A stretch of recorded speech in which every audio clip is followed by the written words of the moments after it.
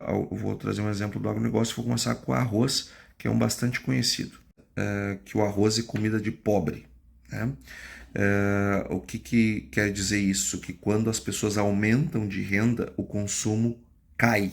Este comportamento de demanda cair à medida que a renda aumenta e demanda subir à medida que a renda cai, isso é o que nós chamamos de bens inferiores. Os bens normais são aqueles que, à medida que a renda aumenta, o consumo aumenta, se a renda cai, o consumo cai. Então, o que acontece no arroz? O arroz, ele é um bem normal.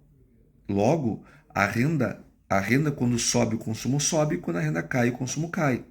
Só que se eu acreditar que o arroz é um bem inferior e eu tenho uma projeção de aumento de renda para os próximos anos, eu tenho que me preparar para uma queda da demanda. Só que, e se ele é um bem normal, um aumento de renda, eu tenho que me preparar e esperar um aumento da demanda. Por muitos anos, o setor acreditou que o arroz era um bem inferior. E eu já fiz essas contas 1000 vezes e ele não é um bem inferior. Ele é um bem normal. Logo, essa queda do consumo que está acontecendo no arroz, ele se deve em virtude da queda de renda do brasileiro nesses últimos anos.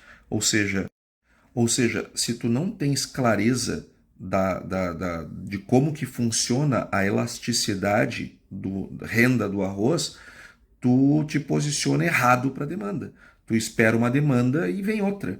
E isso pode ser terrível para o mercado. Tu não consegue fazer uma análise de mercado direito chamando de bem inferior um bem normal.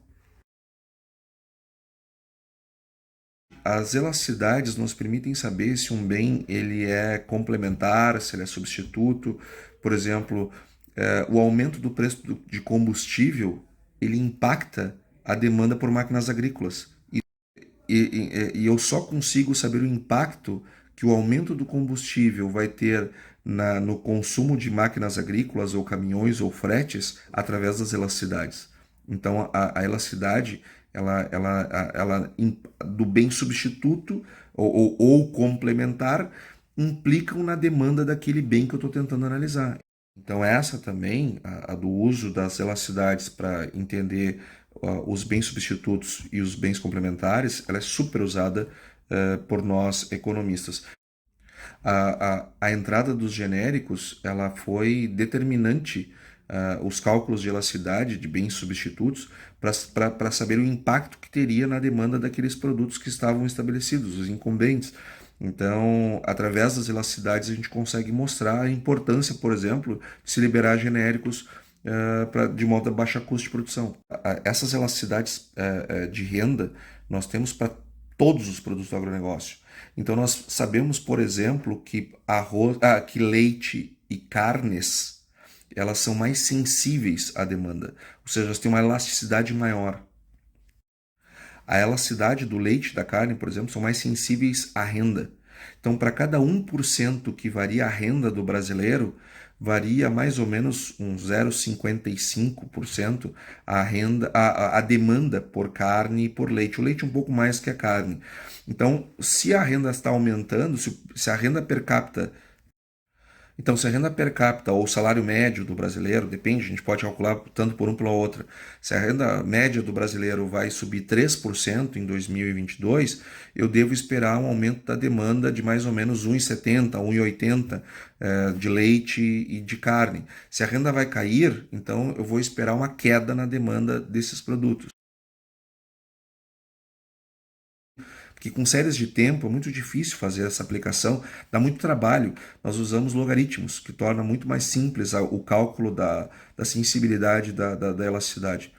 Por exemplo, eu pego, sei lá, o preço do arroz mês a mês nos últimos 10 anos.